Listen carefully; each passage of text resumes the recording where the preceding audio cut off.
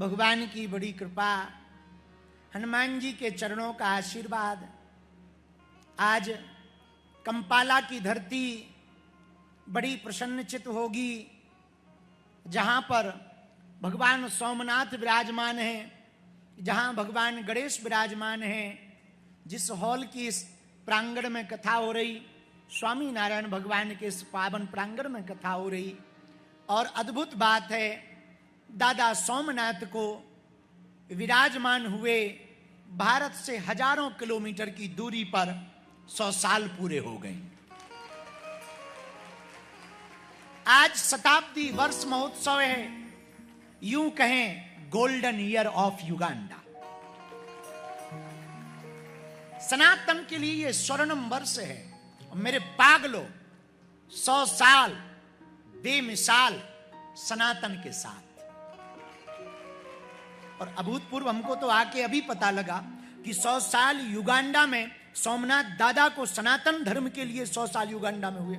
उधर भारत में आरएसएस स्वयं सेवक संघ को भी 100 साल भरे।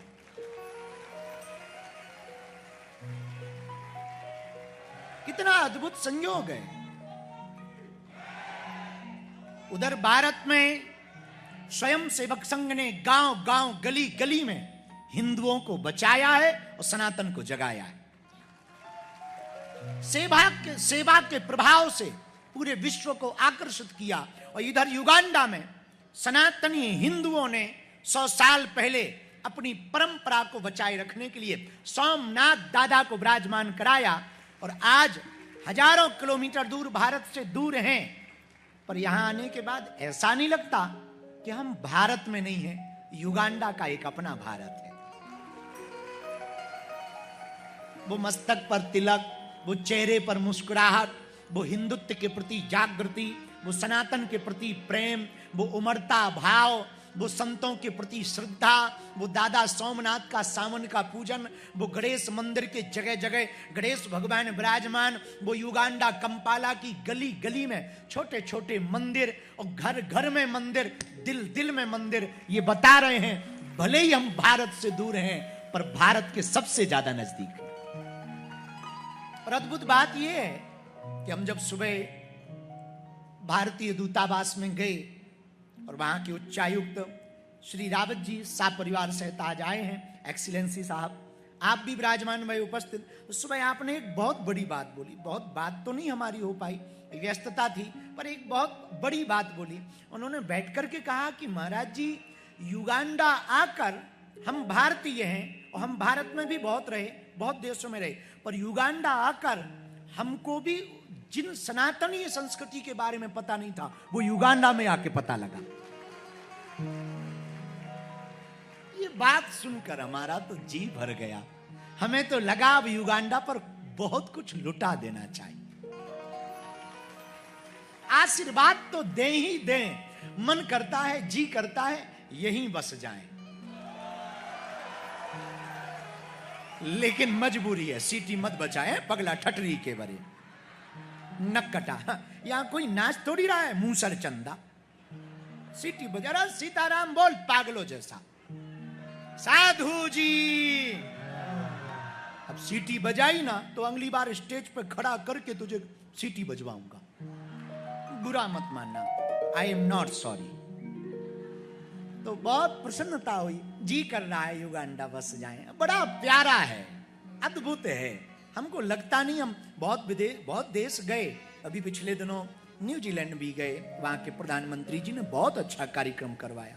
ऑस्ट्रेलिया भी गए, फिजी भी गए, लंदन भी गए, ओमान में हमने कथा की। अभी महाराज जी, बहुत से लोग हमको मुसलमानों का विरोधी मानते। सच ये है कि हम हिंदुओं के पक्षधर हैं। हम किसी के विरोधी नहीं हैं। हाँ, एक बात है कि हम हिंदुओं के पक्षधर हैं। और जो अपनी परंपरा को ना जाने तो वो क्या खाक जाने। नफरत नहीं, हम प्रेम के आदी हैं, पर गर्व से कहते हैं हम हिंदुत्ववादी हैं। लेकिन भारत में ऐसा मानते, हमें विदेशों में नहीं मानते। तो ओमान के जो राजा हैं, राज परिवार के लोग बहुत अच्छे हैं। दुबई भी गए, लेकिन जो आनंद युगांडा में आ रहा, क्योंकि हम खूब सोए हैं यहां। हाँ, पहला आनंद ये था। दूसरा आनंद, सुधीर भाई ने जो हमारा कमरा दे रखा एकदम पीछे, तो वहां पेड़, पंछी और पानी, केवल ये तीनों लोग हमसे बात करते। लेकिन आज से इस उत्सव को प्रारंभ हम करें। ये स्वर्णोत्सव वर्ष है। परेश भाई ने बहुत मेहनत की, उनकी पूरी टीम ने बहुत मेहनत की सनातनी इस परंपरा के लिए। हाँ, तो हम बता रहे थे कि हमें प्रसन्नता बहुत हो रही। पता है क्यों रही? कल जब हम उतरे युगांडा और जैसे ही बाहर आए तो युगांडियन बच्चे, युगांडा के सभी बच्चे, बेटियां, वो जो बगल में बैठी ना, मस्तक पर तिलक लगाकर महामंत्र का जप कर रहे थे। और हमें देखकर बहुत प्रसन्नता हुई। स्वामी श्रील प्रभुपाद स्वामी, उन्होंने ये अभूतपूर्व कार्य किया। महामंत्र का जप चल रहा था, महामंत्र का कीर्तन चल रहा था। ये सुनकर के बहुत प्रसन्नता। भारत के कुछ महापुरुष ऐसे हुए जिन्होंने विदेशों में सनातन संस्कृति का प्रचार किया। स्वामी नारायण परंपरा के लोग, श्री प्रभुपाद स्वामी जी, पंडित श्री राम शर्मा आचार्य, योगानंद बाबा, इन्होंने बहुत प्रचार किया सनातन का।